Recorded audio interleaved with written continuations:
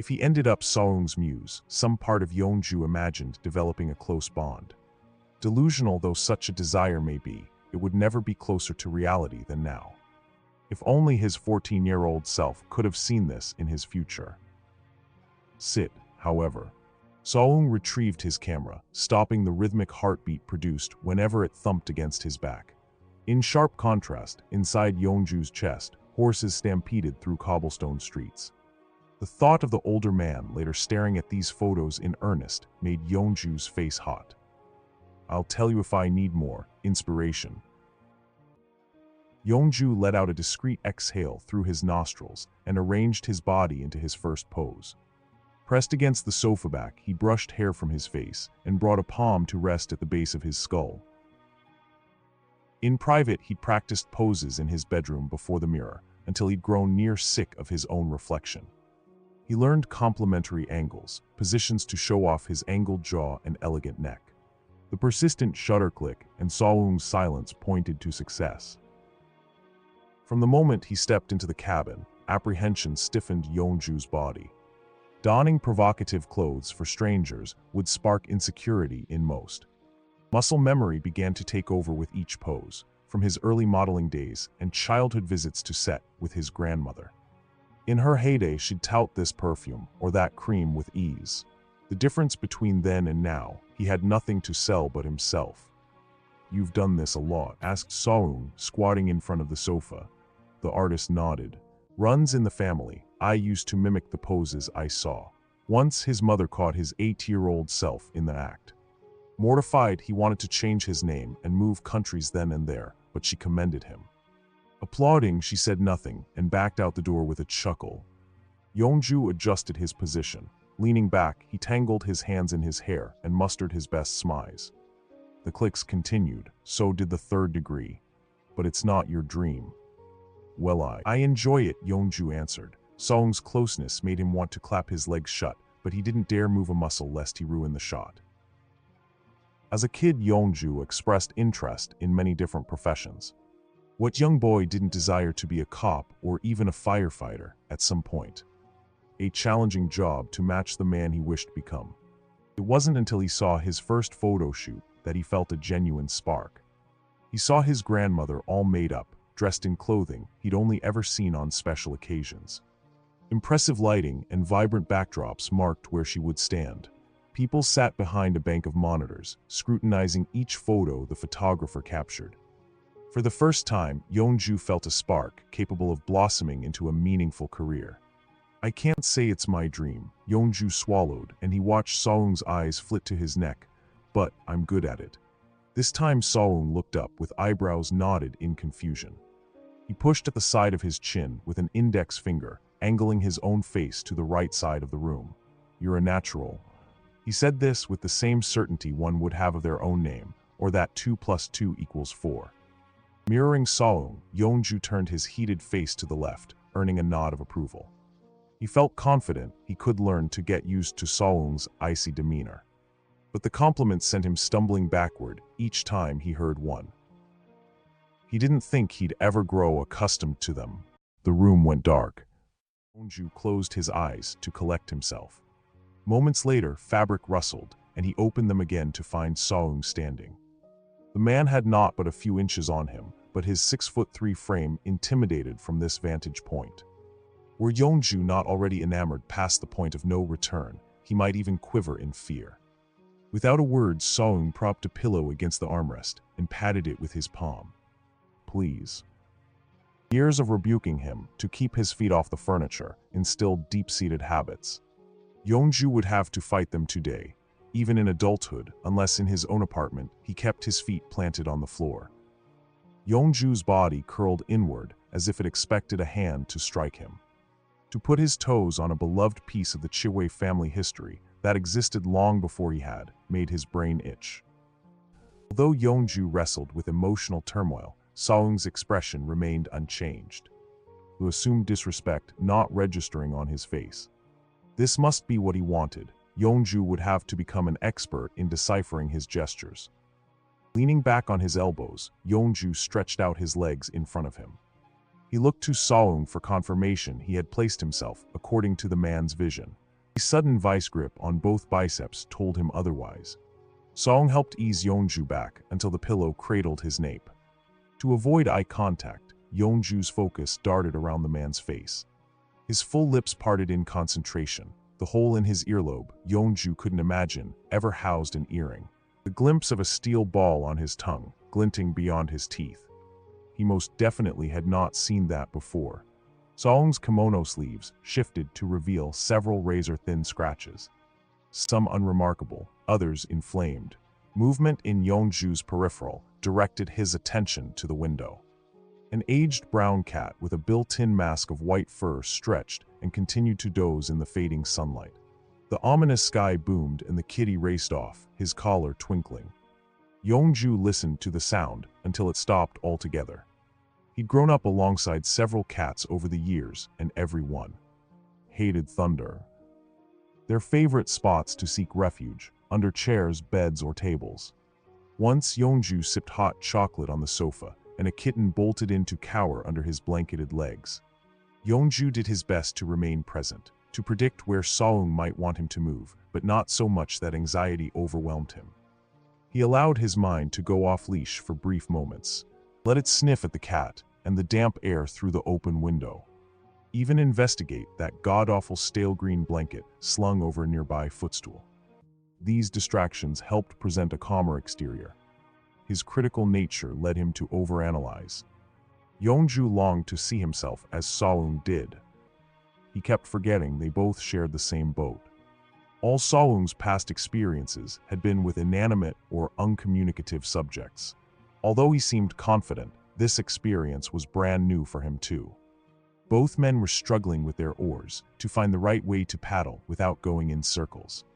Seong's composed nature made it easy to forget this fact. Static prickled the childhood wound at the side of Yeonju's head, but he dared not scratch it. He tried to ignore how his pulse quickened when rough fingers brushed against his skin. Their warmth, even through the thin robe, sent his mind into a tizzy. Intent on his task, Seong didn't voice anything beyond a few grunts. He ushered Yeonju a bit to the left, or signaled him to tilt his face a little to the right. Would he even notice Yeonju's temperature climbing? The sky bellowed at them again. Seong looked up. "Rain's coming," he said. "You can use my coat."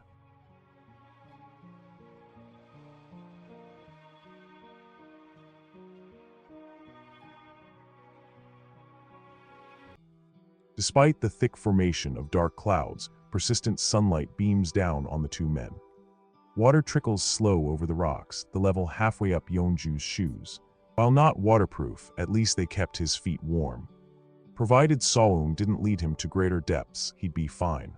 Large erratic boulders divert them to new paths. Seong weaves around them and ducks under branches. He directs Yeonju away from deeper areas of the stream, ready to swallow them to the shin. Torrents increase in volume, and the air takes on a chill from the water as they draw closer. In his haste to keep pace with the taller man, Yeonju's foot nipped a rock. Seong knew the area far better than he ever would. Wind broke the seal between his skin and Seong's puffy coat, and Yeonju quivered. Yeonju had experience with minimal clothing. He'd already done shoots that required such. For others, he wore nothing at all. He'd maintained a strict gym regimen, kept his body toned, and ate healthy. Not for this specific purpose, but foresight to iron out the wrinkles in his birthday suit did put him at ease. Sometimes an attractive photographer would give Yeonju pause. Interested stares would linger as people busied about the set. It made Yeonju flex a little harder and his insecurities rear their ugly heads. Had destiny sought out his missing piece and placed him within reach? Or had it exhaled a lusty haze meant for distraction? While the high would delight the senses, loneliness awaited him in the morning. Yeonju had liked Shui Seong since before he could make sense of the word. After all these years, he thought time cut the power to Seong's hold over him. But the resolute bulb continued to burn bright. Seong stepped up to a thick tree, contorted into a bough welcoming the pair. "Through here." Seong pushed back the slender branches to reveal a small watering hole. Massive trees so dense that only the first row registered any detail secured both sides. The waterfall that had spent the last several minutes screaming at them covered the back. The central placement of a slick, flat rock looked strategical. Saung led Yeonju towards where it jutted from the shallows. The water deepened towards the vicious cascade in the background, and the sun lit it up like a pedestal. When Yeonju sat upon it, he'd stand out like a whale in a swimming pool. Impossible to ignore. Yeonju unzipped his coat, placed it in Saung's waiting hand, and stepped out of his shoes. The stone, both warm from the sun and cooled by the water, bemused the bottoms of his feet. He climbed to escape the licks at his ankles and stood upright in the middle. Placing their things at the base of a large tree, Saung pointed his camera. A vision of white, silver, and icy blues, Yeonju twisted into various picturesque positions. He cycled through his expression catalog to give Saung ample material. Yeonju deserved to be there. He had to prove Saung made the right choice in hiring him. While Saung paused to review, Yeonju took the chance to absorb his surroundings. The trees provided the perfect cover and privacy. The walk from the cabin, brief, and a clear forecast would have brought out the birds to serenade them. Since they got here, the sky lost much of its color, and the sun had taken cover from the storm to come. Yeonju longed to see how beautiful it would be on a sunny day, without cloudburst on the horizon. He could picture himself here soaking up the rays. Saung's eyes were on him when he turned back to the bank. For how long, who knows? He pointed to the rock and Yeonju bent down to find a comfortable and natural position. Saung splashed towards him, resolute to nab one more close-up. Yeonju's heart throbbed with each step. If he couldn't handle the simple act of the man taking his picture, how would he last an entire painting? White knuckles gripped the back of the rock where Yeonju's arm hung. He'd say it was to keep from falling, but that felt no more truthful than, "I eat chocolate for my heart health." The moment Saung's finger touched the shutter release, the sky opened up to laugh in his face. Like a petulant child waiting for their sibling to bring a bite to their mouth only to smack away the spoon. A few drops turned to many from one blink to the next, dashing morning hopes to stay dry. Yeonju's robe transformed into a second skin in mere moments.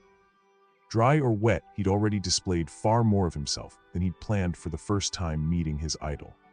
"Hi, I'm Lee Yeonju. Nice to meet you. Here's my butt." Not how it played out in his mind. His briefs provided some cover, but the downpour would soon change that. Yeonju didn't object to nudity. It came with the model territory. But in front of Saung, he'd imagined the occurrence under much different circumstances, all of which showed Saung equally as bare.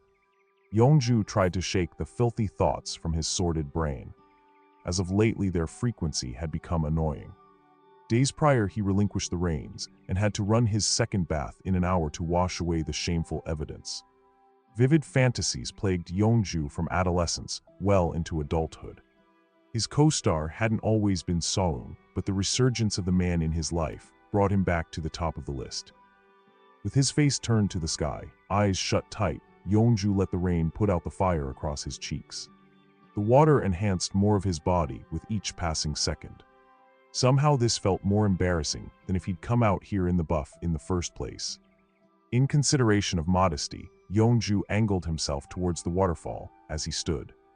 He needn't give Saung full view of his goods.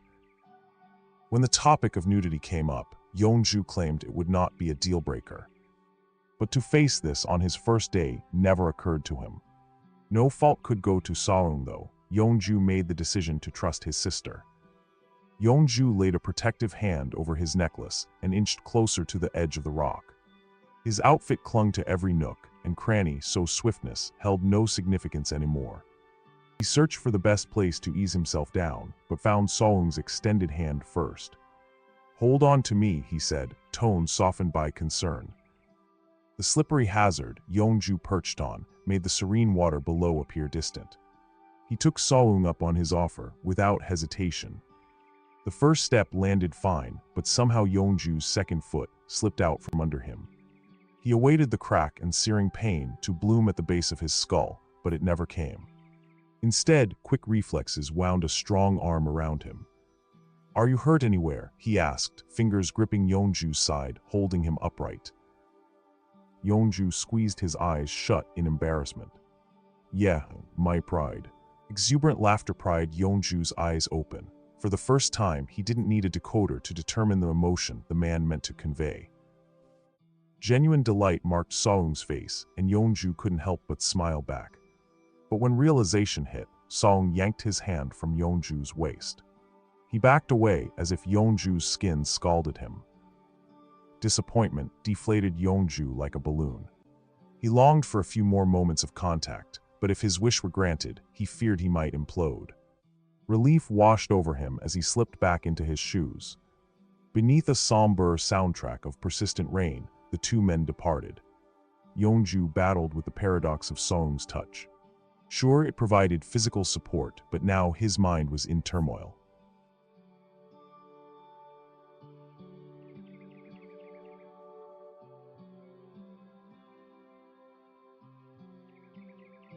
Trembling, Yeonju stood in a small puddle in the entryway. To the immediate left sat the living area, where they'd taken earlier photos. The right, a darkened room. A hallway ahead brought Seung back to him. He came with 2 towels, one large, one small, and a pair of black pajamas folded atop them. Yeonju recognized the small bleach stain on the cuff, and his bag slung over the man's shoulder. I didn't snoop, Mia took over your bag. I saw these when I went to remove her. Seung waited for Yeonju to accept the towel. The young man wasted no time wrapping it around himself. I thought you'd prefer these to my clothes. He handed over the pajamas next. Yeonju accepted the garment with 2 hands and said some words of gratitude. What if Seung had brought him something from his own closet? Would it smell of sandalwood too? What kind of print or pattern would adorn the front? Could it comfort him to sleep over the course of the week? A hand smoothed his hair, drawing out the excess moisture with the smaller towel. Yeonju's lungs tightened. The man's scrutiny made him oblivious to the invasion of personal space. Only when lightheaded did Yeonju resume breathing. He let out a large breath, their eyes met, and Seung froze. He hadn't asked permission to assist. Seung did it without a thought to whether the physical contact might cause discomfort. Handing Yeonju his bag, he made space between them. Sorry. Seung's damp kimono hung open to display a chest, wet from the rain. His warm, apologetic eyes watched Yeonju from behind a dark curtain of messy hair. It's altogether possible for this to be a simple fabrication of Yeonju's mind. A wonderful delusion. He may very well have said nothing at all. Down the hall, make yourself comfortable. Gripping the towel around him, Yeonju watched him go. Seung shrugged the kimono from his shoulders and raked a hand through his hair. Resisting the temptation to caress Seung's muscular back, Yeonju padded towards his accommodations.